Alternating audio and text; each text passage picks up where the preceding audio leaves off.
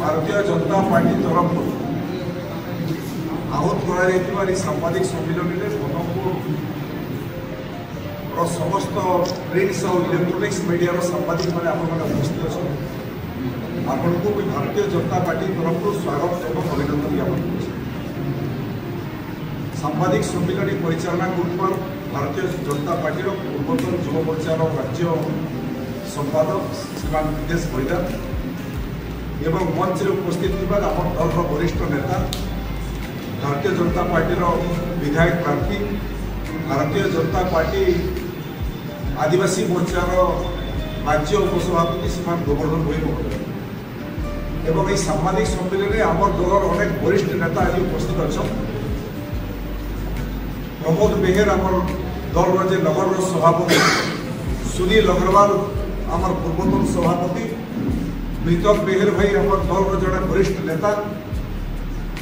आम गहरे कुणाल पाणिग्राही काउंसिलर सुभाष पात्र भाई आम वरिष्ठ नेता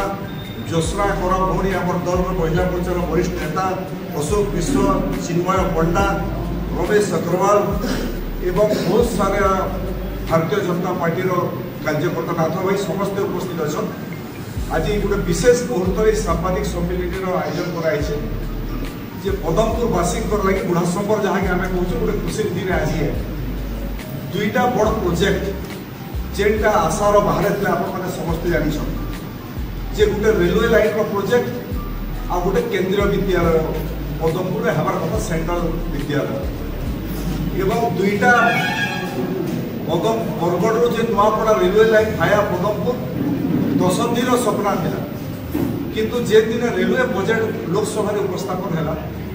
एवं रेलवे बजेट रे नुआ नुआ रेल लाइन लगी केंद्र सरकार मंजूर देला बरगढ़ और नुआपड़ा रेलवे लाइन के मंजूर नहीं देला से दिन अनेक समालोचना तथा सुनबार के मिली पार्टी के भी व्यक्तिगत हिसाब से एमपी हिसाब से मत भी अनेक शुभकामना मिलता जे आगे बरगढ़ और नुआपड़ा रेलवे लाइन केमती गला एवं मत भी आघात देता तार परवर्ती समय आपने जान सभा समिति में आलोचना होती केन परिस्थिति में थे केंद्र सरकार पाखे रेलवे मंत्री पाखे आपत्ति गलापर बरगढ़ नुआपड़ा गोटे स्पेशल प्रोजेक्ट जेनटा फिजिबिलिटी नहीं थे ट्रेन में पैसा आसवा हिसाब किताब गड़बड़ी थे ठीक रिपोर्ट नहीं देते भी स्पेशल प्रोजेक्ट गोटे मान्यता केंद्र सरकार देकर 138 kilometre railway line Bargarh Nuapada बराबर लगी 2846 कोटी टंका केंद्र सरकार मंजूर कर सारी एवं जमी अधिग्रहण कार्यक्रम बरगढ़ अंचल में आरंभ हो सारी केन जगह जमी जीवा चिन्हट से प्रक्रिया भी आरंभ होती नुआपड़ा अंचल भी से प्रक्रिया आरंभ होगा जाऊे आम चाहूँ 2029 तक मुई केंद्र मंत्री अश्विनी वैष्णव सागे गोटे मीटिंग आम बसलु एमपी मैंने धर्मेन्द्र प्रधान माननीय केंद्र मंत्री भी थे मुई से मीटिंग में कहीकि 2029 तक बरगढ़ पदमपुर रेलवे लाइन में आप उद्घाटन करेंगे ट्रेन में आम बसिक जावा कथा आम आशा करूँ ट्रेन लाइन क्षिप्र गति में है 10 दिन सपना पूरण कर नरेंद्र मोदी को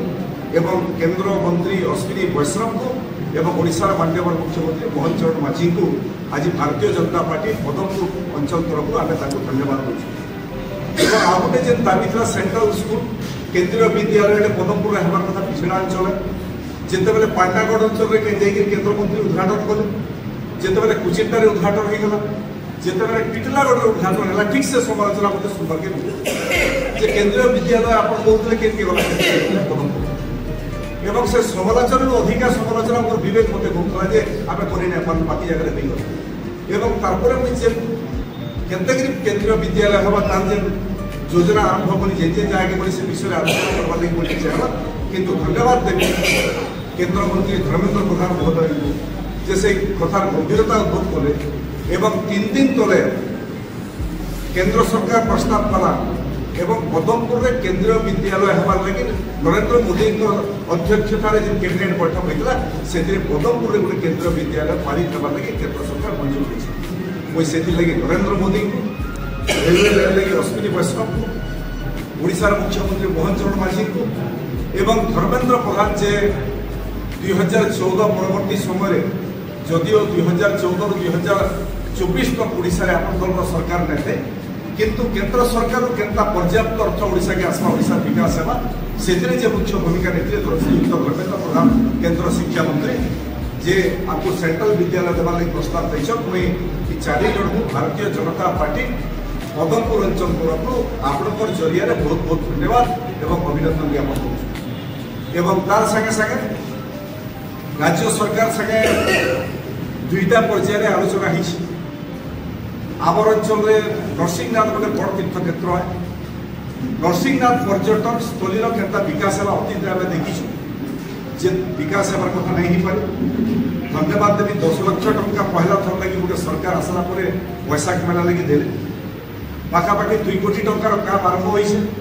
आ पाखापाखि 40 ରୁ 50 कोटी टंकार डीपीआर तैयारी होइछे सेटा एप्रूवाल हला पर 40-50 कोटी टंकार फिर राज्य सरकार एवं केंद्र सरकार के अधिका पैसा आसवा रूपे विभिन्न योजना लगी उद्यम के नृसिंहनाथ मंदिर पर्यटन स्थल विकास लगी राज्य और केंद्र सरकार चलाई मुई से लगी धन्यवाद देवा लगी चाहिए। आज स्वतंत्र हिसाब से आम पदमपुर जदियो आम आशा करूँ 6टा जगह आम जीतु लोकसभा निर्वाचन में मोर अधीन 6टा विधानसभा आम 6टा एमएलए जीतिले। दुर्भाग्यवशत लोक मैंने कण निष्पत्ति निर्णय मुझे जानी नहीं पारे उचित होता जदि गोवर्धन भोई भी भारतीय जनता पार्टी प्रार्थी जीति पदमपुर अंचल हक लगी जोड़े आदिवासी नेता से दाबी उपस्थापन करते अनेक काम डबल इंजिन सरकार दिल्ली और केंद्र में अच्छे किंतु पदमपुर में डबल इंजिन नहीं पाला जब गोवर्धन भाई जीति जीते पहले बोधे डबल इंजिन हो जाता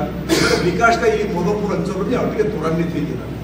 तार सत्वे भी गोवर्धन भाई प्रयास करुचे ओडिशार माननीय मुख्यमंत्री संगे आलोचना हेबा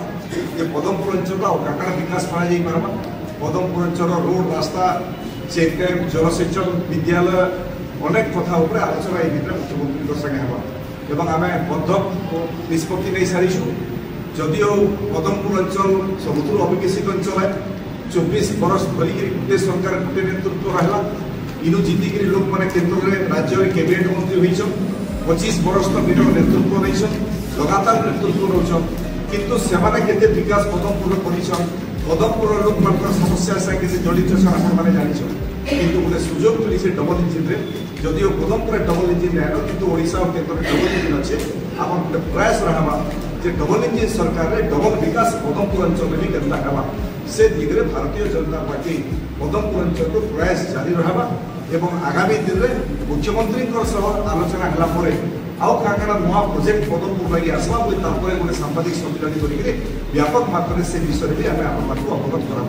आपण समस्त को बहुत बहुत धन्यवाद। समस्या तो सारा ओडिशा गंभीर हिसाब से अच्छे डाक्टर मान दाबी सब रोचे पदमपुर सब डिविजन हेडक्वार्टर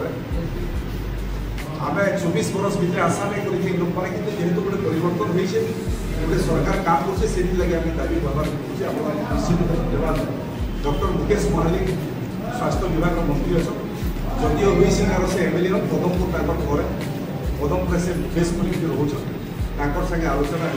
होती के अधिका डाक्टर है पदमपुर सब डिविजन हस्पिटाल के विकसित है तार योजना भी राज्य सरकार मंत्री प्रस्तुत कर मुख्यमंत्री संगे आलोचना है सब डिविजन हस्पिटाल विषय भी गोटे मैटर अच्छे से विषय मुख्यमंत्री आलोचना पानी समस्या आप एमएलए था समय विधानसभा उठी पैसा भी आसीला किंतु से समय बात विवाद है जे एमएलए पूर्वतन एमएलए थे से कहले मुझे पैसा आनिक आसीचे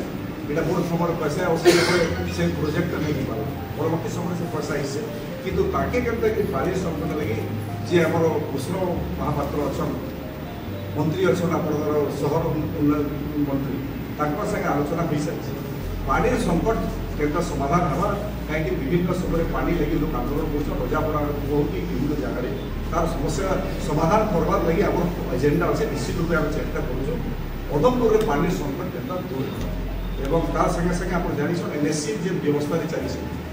एनएससी जो मैंने जी एक्जिक्यूटिव ऑफिसर अच्छा किसी ऑफिसर ये खाली दलाली कर पीसी कर बिना काम करके पैसा खार योजना कर भी तर्जमा चली दरकार पड़े अन्य एनएससी जेनता विजिलेंस रेट होइछे इधर भी किसी तथ्य जो दरकार पड़े इधर जेन तो बिना काम करके पैसा के लूट तमाशा कर भी आप देखिए आगामी दिन में एक्शन होगा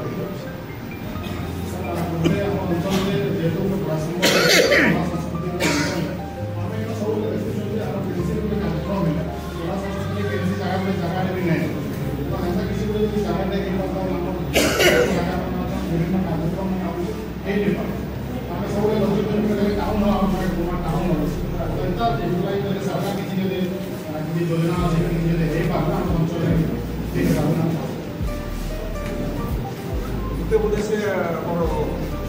रिसर्च सेंटर गोटे तैयारी कर पैसा आसी आप स्टोर करूँ जिते विजु पट्टनायक मुख्यमंत्री थे 13टा जिला 30टा जिला कले एवं पदमपुर सब डिविजन ये से समय विजय सिंह बढ़िया एमएलए थे डॉक्टर मुरारी मिश्र मेछापुर एमएलए थे धर्मशाला गोटे मीटिंग होता से धर्मशाला मीटिंग में जदि सोच नबे मसीह सामूहिक मीटिंग होता है विजु पट्टनायक पार्टी भी जाइलु किंतु देवगढ़ गोटे एमएलए जिदी करा सोनपुर गोटे एमएलए जिदी कर नुआपड़ार गोटे एमएलए जिदी करे पदमपुर सब डिविजन छोट छोट जगह आपनकर देवगढ़ आपनकर झारसुगुड़ा आपनकर नुआपड़ा आपनकर सोनपुर जिला है पदमपुर सब डिविजन वंचित है तार उत्तर किए देव कहीं वंचित हम जे मैंने नेतृत्व नहीं से गहन ना तार उत्तर देवा लगे किंतु दुर्बल नेतृत्व कारण छोट जगह जिला है जिला नहीं इथर जो जिलार कथा निर्वाचन में आसा मुई भी आशा करी मुई भी आप खुला कहना चाहूँ मत किसी लोग कहले जे आज्ञा मुई आपको भोट नहीं दिया पाला मुई आप फैन है मुई आपको भोट देवार कथा किंतु ये उपनिर्वाचन में आपको भोट देते मुई ताके पचारि भाई तुम कहीं भोट नहीं दिए मत भोट देस से मत कहला आज्ञा जिलाटे पाई और उपनिर्वाचन में आप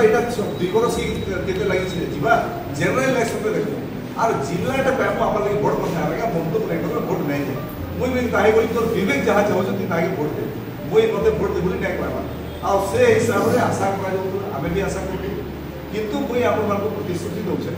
ये जिला तो बीजेपी नहीं कले पदमपुरवासी गुड़ासमपुरवासी को धोखा विश्वासघातकता कले तार सत्वे भी पदमपुरवासी आम भोट देकर बेहतर एमएलए को भी जिताला किंतु आगामी दिन जे समय जिला पुनर्गठन है ओडिशा प्रक्रिया आरंभ होती से समय निश्चित रूपे पदमपुर सब डिविजन गोटे जिला हो दाबी ओडिशा सरकार पाखे रहा आमर सबुठ पुराणा दाबी है सबुठ आम पहला दाबी किंतु आम जिला नहीं हो पारा से विभिन्न कमिशन दास कमिशन रिपोर्ट हिसाब से जिला हमार कथा किंतु आगामी दिन में जदि जिला पुनर्गठन है पदमपुर सब डिविजन ओडिशार 1 नंबर रहा जिला केंद्रीय विद्यालय पदमपुर हमार सेंट्रल विद्यालय एवं दुईटा एहीपरी वीडियो देखिबा पई आमर गणशक्ति टीवी फेसबुक और यूट्यूब चैनल को लाइक शेयर और सब्सक्राइब करबा को अनुरोध एवं रेलवे बजेट रे नवा रेल लाइन लगी केंद्र सरकार मंजूर देला बरगढ़ और नुआपड़ा रेलवे लाइन के मंजूर नहीं देला से दिन अनेक समालोचना कथा